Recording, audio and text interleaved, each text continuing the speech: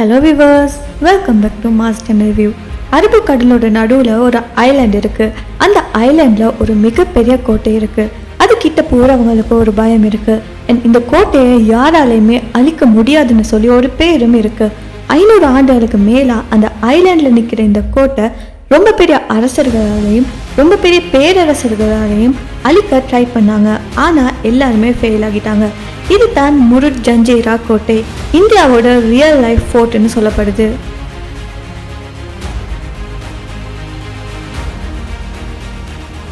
So இந்த முருட் ஜஞ்சீரான்னு சொல்லக்கூடிய fort மகாராஷ்டிராவோட Raigad டிஸ்ட்ரிக்டில் முருட்னு சொல்லக்கூடிய ஒரு கோஸ்டல் டவுனுக்கிட்ட இருக்குது. கோஸ்டல் டவுனில் இருந்து 2 கிலோமீட்டர் தூரத்தில் கடலோட நடுவில் ஒரு ரொக் ஐலாண்ட் மேலே தான் இந்த ஃபோர்ட்டை பில்ட் பண்ணியிருக்காங்க. இந்த ஃபோர்ட்டோட பேர் பார்த்தீங்கன்னா முருட் ஜஞ்சீரா. முருட் ஜஞ்சீரான பேரில் ஜஞ்சீரான்னு சொல்லக்கூடிய பேர் ஒரு அரபிக் வேர்டான ஜஜீராலிருந்து தான் வந்திருக்கு. அதோட மீனிங் என்னென்னா ஐலாண்ட். அதே முருட்னு சொல்லக்கூடிய பேர் எப்படி வந்திருக்குன்னா அந்த முருட் ஜஞ்சீராக்கு பக்கத்தில் இருந்த ஒரு ஃபிஷிங் வில்லேஜோட பேர் தான் முருட். ஸோ இது ரெண்டையும் வச்சு தான் முருட் ஜஞ்சீரான்னு சொன்ன பேர் வந்திருக்கு. முதல்ல இதை அந்த வில்லேஜில் இருந்த ஒரு மீனவர் தான் பில்ட் பண்ணியிருக்காரு. ஸோ சின்ன வுடன் ஸ்ட்ரக்சர் மாதிரி தான் முன்னைய காலத்தில் இது இருந்திருக்கு. அதுக்கப்புறமா சிட்டிஸ் இதை ஃபுல் ஸ்டோன் ஃபோர்ட்டாக சேஞ்ச் பண்ணியிருக்காங்க. முதலாவது சித்திஸ்னா யாரை பார்க்கலாம். இவங்க பார்த்தீங்கன்னா ஆப்பிரிக்காலேருந்து வந்தவங்க. அதாவது அந்த டைமில் அபிசீனியான்னு சொல்லக்கூடிய இப்போ எத்தியோப்பியான்னு சொல்லக்கூடிய பகுதியிலேருந்து வந்தவங்க. அந்த காலத்தில் இந்தியன் ஓஷனில் ட்ரேட் நடக்கிறப்ப அரப் ட்ரேடர்ஸ் மற்றும் சில ரூலர்ஸை இவங்க தான் குஜராத் ஏரியாவுக்கு கொண்டு வராங்க. கொஞ்சம் கொஞ்சமாக சிட்டிஸ் கடல் போரில் ஸ்ட்ராங் ஆனாங்க. அரப் ட்ரேடர்ஸோட ஃப்ரெண்ட்ஷிப் இருந்ததால் அரேபியன் சீல அவங்களுக்கு ஒரு மிகப்பெரிய இன்ஃப்ளூயன்ஸ் கிடைக்குது. ஸோ முருட்னு சொல்லக்கூடிய வில்லேஜுக்கு பக்கத்தில் இருந்த ஒரு ரொக் ஐலாண்ட் அவங்களுக்கு ஒரு பர்ஃபெக்ட் ஃபோர்ட் லொக்கேஷனாக இருந்துச்சு. அங்கேருந்து அவங்க அரேபியன் சீல வர ஷிப்பிங் ரூட்ஸ் எல்லாம் கண்ட்ரோல் பண்ண ஈஸியாக இருந்துச்சு. அண்ட் ட்ரேடை மானிட்டர் பண்ணாங்க, யார் என்ன காகோ எல்லாம் கொண்டு போகிறாங்கன்னு சொல்லி. கடல் வழியாக வரக்கூடிய எனிமீஸை அட்டாக் பண்ணவும் பிளாக் பண்ணவும் இந்த லொக்கேஷன் தான் அவங்களுக்கு பர்ஃபெக்டாக இருந்துச்சு.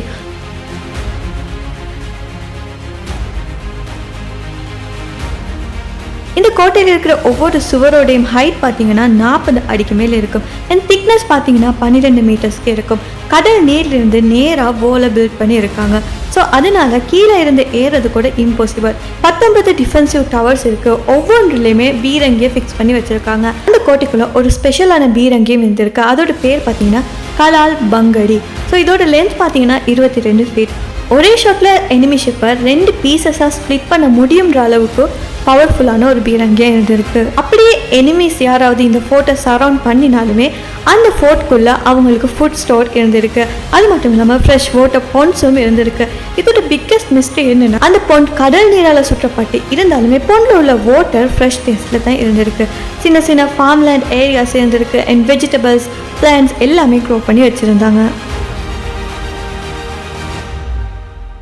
ஓகே, இந்த முருட் ஜஞ்சீரா ஃபோர்ட்குள்ளே வாழ்க்கை எப்படி இருந்திருக்குன்னு பார்க்கலாம்.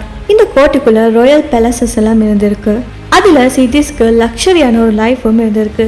அது மட்டும் இல்லாமல் படை வீரர்கள் தங்குமிடம் இருந்திருக்கு. பள்ளிவாசல், சந்தை, ஆயுதங்கள் வைக்கும் இடம்னு எல்லாமே அங்கே இருந்திருக்கு. இந்த ஃபோர்ட்டில் 1000க்கும் மேற்பட்ட சோல்ஜர்ஸ் எந்த பிரச்சனையுமே இல்லாமல் கம்ஃபர்டபுளாக வாழ முடியும்னு சொல்லப்படுது.